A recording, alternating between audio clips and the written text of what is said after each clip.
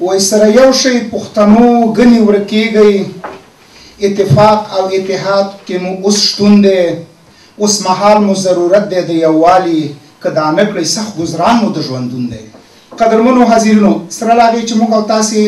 د رسنیو له لارې د ګران هېواد د سیاسي حالاتو سره یو څه ناڅه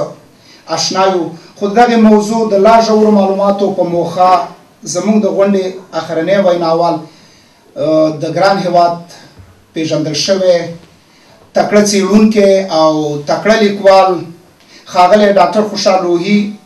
دی چې د هغه څخه په درنه هیله کېږي چې د افغانستان او سیمې اوسني سیاسي حالات او په اوسني مهال کې د پښتنو د یووالي اړتیا تر سرلیک لاندې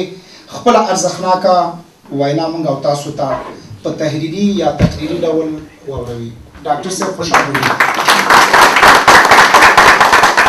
بسم الله الرحمن الرحیم. د ټولو درنو ډېرو معززو مشرانو او دوستانو او د ټولو حاضرینو په اجازه زه تر هر څه د مخه د کونړ د ځوانانو له کلتوري او فرهنګي ټولنې څخه د زړه له کومې مننه کوم چې دغسې یوه درنه غونډه جوړه کړې ده او په دوو دلیلونو باندې. لومړی دلیل دا دی چې دوی د خپل یو ډېر حقدار د یو خدمتګار پښتون شخصیت یاد ولمانځلو د هغه یاد یې دلته تازه کړلو د هغه ارمانونه یې دلته یو ځل بیا زموږ ستاسو په مخه کېښودل. د داسې یو شخصیت چې د هغه فکر پښتون و د هغه ضمیر پښتون و د هغه شخصیت پښتون و هغه خپل ژوند د پښتنو لپاره وقف کړی و او د هغه د ژوند موخه او ارمان پښتانه او د پښتنو سرلوړي وه او دی په خپله د پښتنو او د پښتونوالي یوه ژوندۍ بېلګه وه. دویم په دې دلیل چې دوی د همدغسې یا د غونډې په جوړولو سره د دې زمینه برابره کړه چې موږ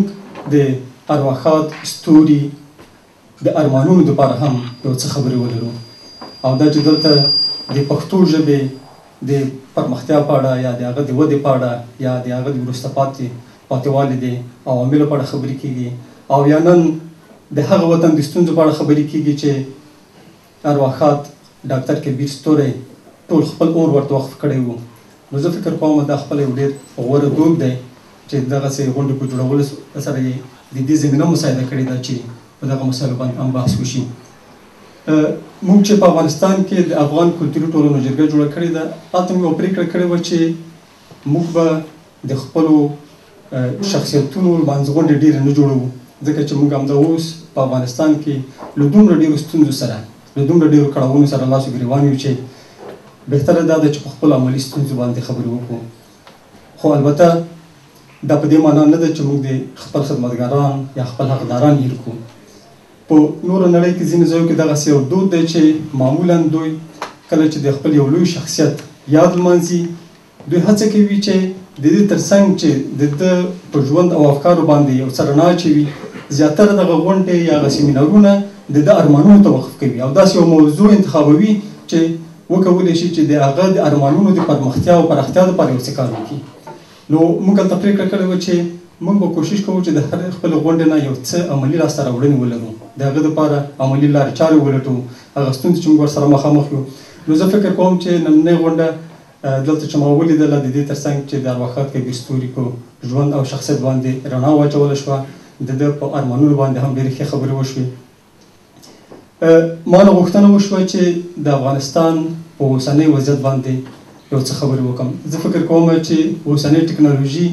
دا نړۍ دومره سره نږدې کړې ده چې حتی کله کله هغه خلک چې په کابل یا پېښور کې دي فکر کوم دومره ښه به د افغانستان د حالاتو نه خبرېږي لکه د افغانستان نه بهر ځکه چې دلته د انټرنیټو د کمپیوټرو د میډیا سهولتونه لا ډېر زیات دي. خو په لنډ ډول سره زه بیا هم غواړم چې هغه څه چې زه ورته ځورېږم یا زما ورته اندېښنه ده هغه خپلې اندېښنې او خپل تشویشونه تاسو سره شریکم.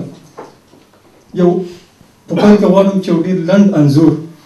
د افغانستان د اوسني وضع په اړه تاسو په مخ کې کېږدم. هغه البته تاسو ټول اورېدلي دي خو زه یوازې غواړم چې د فکر او د غور دپاره ستاسو په مخ کې یو ځل بیا کېږدم. هغه یوازې تاسو وګورئ دغه د تیرو 3 4 ورځو یا د 5 ورځو خبرونه که تاسو تعقیب کړئ په سوات بونیر دیر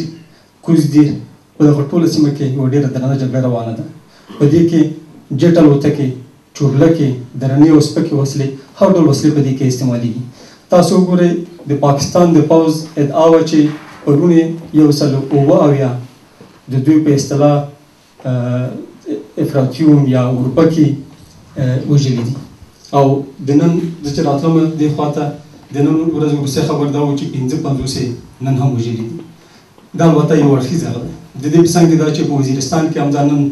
د بي پیلوټ الوتکو کوم حمله وشوه په هغې کې 10 تن وژل شوي دي همدا ډول سره په بېلابېلو برخو کې موږ تصور وکړو چې دا یو روزمره یو معمول دی چې هره ورځ په هره سیمه کې باید په لسګونو وژل شي په همدا 4-5 ورځو کې به تاسو اورېدلي چې 5 ښوونځي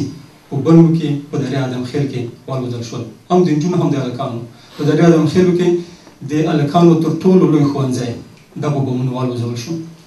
تاسو ګورئ چې په دغه جګړه کې دا اوس روانه ده 12 لکه یا 1.2 میلیونه پښتانه ټول د خپل کورونه بېکوره شوي دي او مهاجر شوي دي چې هغوی دپاره هغه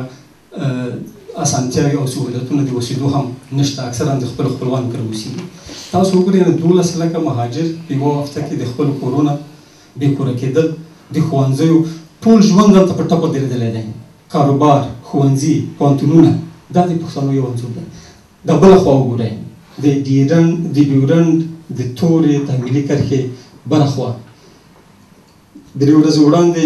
امریکایان دلته بمباري کوي 120 بېګناه وګړي وژني افغانان وژني